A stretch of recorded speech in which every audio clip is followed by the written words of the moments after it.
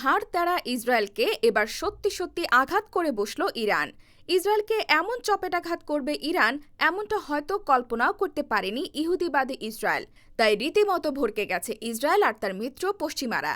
ইরানকে ভয় দেখিয়ে যে আর থামানো যাচ্ছে না তা পশ্চিমাদের কাছে স্পষ্ট হয়ে গেছে। এদিকে ইসরায়েলকে লক্ষ্য করে শতাধিক ক্ষেপণাস্ত্র হামলার ধকল এখনো কাটিয়ে উঠতে পারেনি নেতানিয়াহুর ইসরায়েল। এমন পরিস্থিতির মধ্যেই লেবানন ও ইয়েমেন থেকেও ইসরায়েলে নতুন করে চালানো হয়েছে। ইরানের মিত্র হিজবুল্লাহ হুতি বিদ্রোহীরা এই হামলা চালিয়েছে। এদিকে ইরানের সশস্ত্র বাহিনীর যুগ্ম প্রধান মেজর জেনারেল মোহাম্মদ বাঘেরি ঘোষণা দিয়েছেন, তেহরানের বিরুদ্ধে যদি কোনো প্রতিশোধমূলক পদক্ষেপ নেওয়া হয় তবে ইসরায়েলের সব অবকাঠামো লক্ষ্য করে হামলা চালাবে ইরান। তিনি বলেন, যদি ইসরায়েল তাদের অপরাধমূলক কর্মকাণ্ড অব্যাহত রাখে বা আমাদের সার্বভৌমত্ব ও আঞ্চলিক অখণ্ডতার বিরুদ্ধে কিছু করতে চায়, তাহলে বুধবার রাতের অভিযান আরও কয়েক গুণ শক্তিশালী হবে ও তাদের সব অবকাঠামো লক্ষ্যবস্তু করা হবে। একই সাথে তিনি এও জানান, ইসরায়েলের বিরুদ্ধে ফের হামলা করার জন্য প্রস্তুত IRGC। এদিকে ইরানের এমন সাহসী পদক্ষেপে মধ্যপ্রাচ্য জুড়ে যেন আনন্দের বন্যা বইছে। যারা এতদিন ইসরায়েলের আঘাতে জর্জরিত হয়েছেন তারা যেন অনেকদিন পর খুশির উপলক্ষ পেলেন। তাই তো মধ্যরাতেও লোকে লোকারণ্য ইরানের রাস্তা। তেহরানের হাজার হাজার বাসিন্দা উদযাপন করছেন ইরানের বিজয়। মুখে তাদের বিজয়ের স্লোগান, হাতে তাদের ফিলিস্তিন ও হিজবুল্লাহর পতাকা। সব মিলিয়ে এক অভূতপূর্ব রাতের সাক্ষী ইরানবাসী।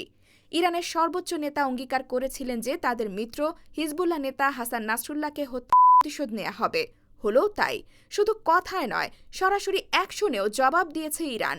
মঙ্গলবার রাতে ইসরায়েলকে লক্ষ্য করে অন্তত 200 ক্ষেপণাস্ত্র হামলা চালায় ইরান, যাকে বলা হচ্ছে এখন পর্যন্ত ইসরায়েলকে লক্ষ্য করে করা সবচেয়ে বড় হামলা। ইরান থেকে ছোড়া মিসাইলগুলো ইসরায়েলে পৌঁছাতে সময় লাগে মাত্র 12 মিনিট। ইসরায়েলের রাজধানী তেল আবিবের 3টি সামরিক ঘাঁটি হামলার লক্ষ্যবস্তু ছিল বলে জানিয়েছে ইরানের Islamic revolutionary guard corps IRGC। বড় আকারের সাইবার আক্রমণের পাশাপাশি ক্ষেপণাস্ত্র হামলা চালানো হয়েছে। হামলায় প্রথমবারের মতো নতুন ফাতাহ হাইপারসনিক ব্যালিস্টিক ক্ষেপণাস্ত্র ব্যবহার করা হয়েছে। যদিও তেল আবিব দাবি করছে ক্ষেপণাস্ত্রের বেশিরভাগই ঠেকিয়ে দেওয়া হয়েছে, তবে ইসরায়েলের এই দাবি উড়িয়ে দিয়েছে হিজবুল্লাহ।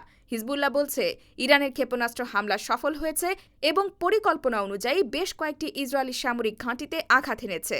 আর এই সফলতাকে স্বাগত জানাতেই উৎসবে মেতে ওঠে গোটা ইরান। তেহরানবাসীর সেই বিজয় মিছিলের শোভা পায় প্রয়াত হিজবুল্লাহ নেতা হাসান নাসরুল্লাহর ছবি। প্রতিশোধের এই উদযাপনে সামিল হয়ে সন্তুষ্টি প্রকাশ করেন তেহরানের নারীরা ও শিশুরাও। ইরানের এই হামলার ভিডিও বিশ্লেষণ করে CNN জানিয়েছে, নেভাতিম ঘাঁটিতে অন্তত কয়েক ডজন ক্ষেপণাস্ত্র ছুড়েছে ইরান, যেগুলো ওই ঘাঁটিতে একের পর এক আঘাত হানতে দেখা গেছে। এই হামলায় প্রথমবারের মতো হাইপারসনিক মিসাইল ফাতাহ ব্যবহার করেছে ইরানের বিপ্লবী গার্ড IRGC। 181টি মিসাইল ছুড়েছে ইরান।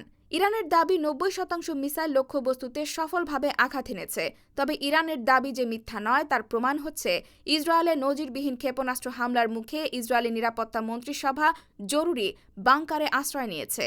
ইসরায়েলের সেনাবাহিনী জানিয়েছে তাদেরকে লক্ষ্য করে ক্ষেপণাস্ত্র হামলা চালিয়েছে ইরান। এ হামলার পর ইসরায়েলি নাগরিকদের সতর্ক থাকতে বলা হয়েছে। অর্থাৎ সাধারণ কিছু হলে এমন পদক্ষেপ দেখা যেত না।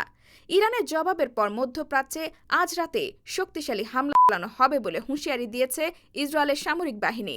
এর মধ্যে ইসরায়েলের পাশে থাকার জন্য যুক্তরাষ্ট্রের সেনাবাহিনীকে আহ্বান জানিয়েছেন দেশটির প্রেসিডেন্ট জো বাইডেন। ইসরায়েলের সাথে একাত্মতা প্রকাশ করেছে যুক্তরাজ্যের প্রধানমন্ত্রী কিয়ার স্টারমারও। ফলে জোরালো প্রশ্ন দেখা দিয়েছে, আরেকটি ভয়ঙ্কর যুদ্ধের দ্বারপ্রান্তে মধ্যপ্রাচ্য।